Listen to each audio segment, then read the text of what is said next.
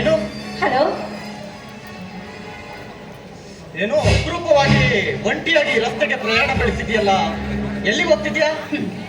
ಅದೇ ನಾಳೆ ನನ್ನ ಮದುವೆ ನಿಶ್ಚಿತಾರ್ಥ ಇದೆಯಲ್ಲ, ಅದನ್ನೇ ರೂಪಾಳಿಗೆ ತಿಳಿಸೋಗೋಣ ಅಂತ ಬಂದೆ.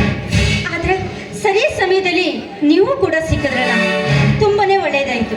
ನೋಡಿ, ನಿಮ್ಗೂ ಒಂದು ಮಾತು ಹೇಳ್ತೀನಿ, ನಾಳೆ ತಪ್ಪದೆ ನನ್ನ ನಿಶ್ಚಿತಾರ್ಥಕ್ಕೆ ಬರಬೇಕು, ಆಯ್ತೆ?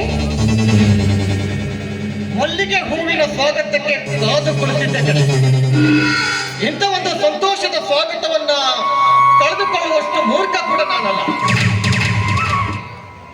ನಿನ್ನ ಈ ಸಂತದ ಸಂಭ್ರಮಕ್ಕೆ ನಾನು ಖಂಡಿತವಾಗ್ಲೂ ಬಂದೇ ಬರ್ತೀನಿ. Thank you my brother.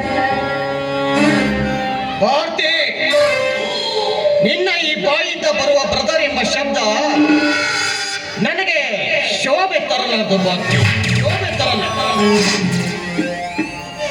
Karmendra, ನಿಜ ಭಾರತಿ, ಈ ಕರ್ಮೇಂದ್ರನ ಕಥೆಯಲ್ಲಿ ನಿನಗೆ ಸಿಕ್ಕ ಪಾತ್ರವೇ ಬೇರೆ.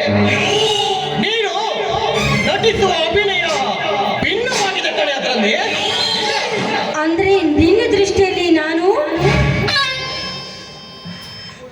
ಭಾರತಿ ಹೇಳ್ತೀನಿ, ಆದ್ರೆ ನೀನು ಅವಕಾಶ ಪಟ್ರೆ ಮಾತ್ರ. ಹೇಳಿ, ಅದೇನಂತ ಸಂಕೋಚವಿಲ್ಲದೆ?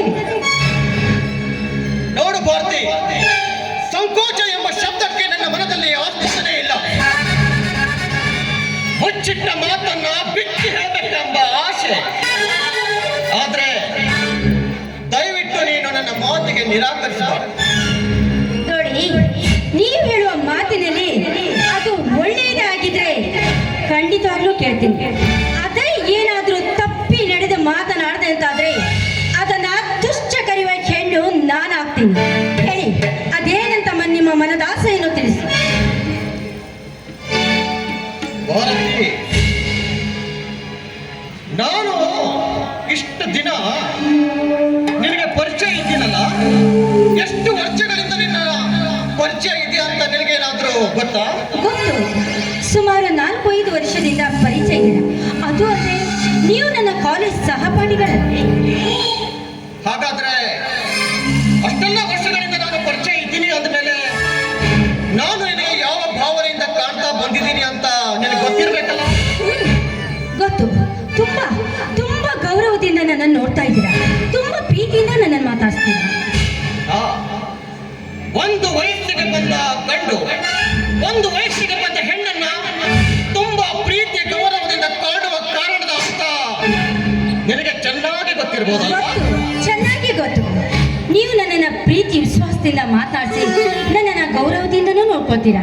ಅದು ಅಲ್ಲದೆ ನನ್ನನ್ನ ಪ್ರೀತಿಯಿಂದ ತಂಗಿ ಎಂಬ ಅಭಿಮಾನದಿಂದ ನೋಡ್ತಾ ಇದ್ದೀರಾ. ತುಂಬಾ ಧನ್ಯವಾದಗಳು. ನಾನಿನ್ ಬರ್ತೀನಿ. ಇಲ್ಲ ಭಾರತಿ, ಈ ಧರ್ಮೇಂದ್ರನ ಜೊತೆ ತರ್ಕ ಮಾಡಿ ಹಠ ಮಾಡಬೇಡ. ನಾನು ಛಲ ತೊಟ್ರೆ ನನ್ನ ಚಕ್ರವ್ಯೂಹದಿಂದ ನೀನು ಪಾರಾಗೋದಕ್ಕೆ ಆಗಲ್ಲ ಕಣೆ.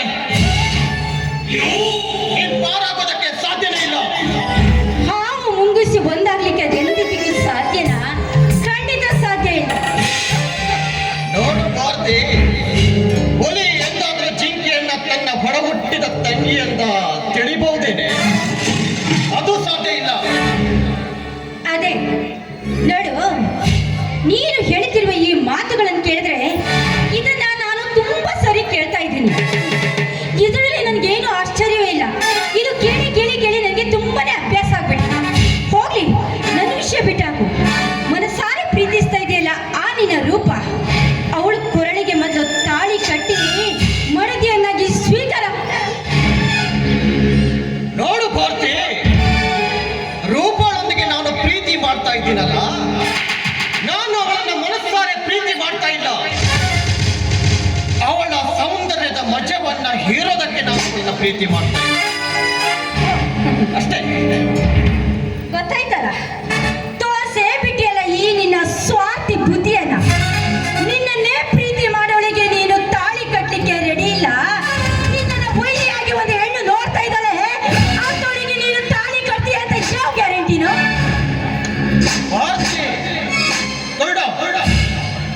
ನೋಡು ಭಾರತಿ, ನನ್ನ ಮನಸ್ಸಾರೆ ಪ್ರೀತಿಸ್ತಾ ಇದ್ದೀನಿ. ಹಾಗಾದ್ರೆ ನನ್ನ ಮೇಲೆ ನಿನಗೆ ನಂಬಿಕೆ ಇಲ್ವಾ?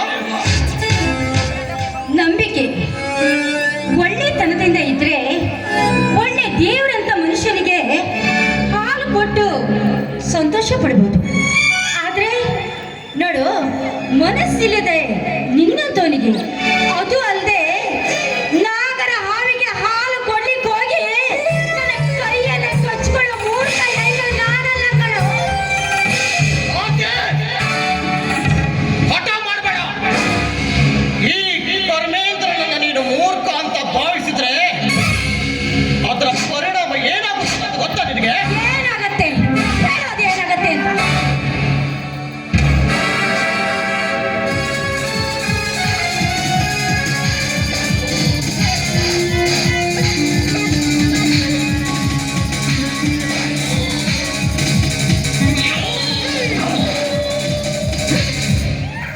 ಈ ಮುದ್ದಾದ ಹೆಣ್ಣನ್ನ ಯಾರಿಗೆ ಕಾಣದಂತೆ ಕರೆದೊಯ್ದು ನನ್ನ ಕಾಮದಾಹವನ್ನ ತಿಳ್ಕೋಬೇಕಾಗುತ್ತೆ. ಮುಚ್ಚ ಬಾಯಿನ ಕಣ್ಣಿನ. ಇನ್ನೊಂದ್ ಸಾರಿ ಈ ಹೆಣ್ಣಿನ ಮೈ ಮೇಲೆ ಕೈ ಮಾಡ್ಲಿಕ್ಕೆ ಬಂದೆ ಅಂತಾದ್ರೆ, ಕೆಟ್ಟ ನುಡಿಗಳೆಲ್ಲ ನುಡಿದೆ ಅಂತಾದ್ರೆ, ನುಡಿದ ಈ ನಿನ್ನ ನಾಲಿಗೆಯನ್ನು ಕತ್ತರಿಸಾಕ್ಬಿಟ್ಟೆನು. ಕೊನೆವರೆಗೂ ನೆನ್ಪಿಟ್ಕೋ, ಈ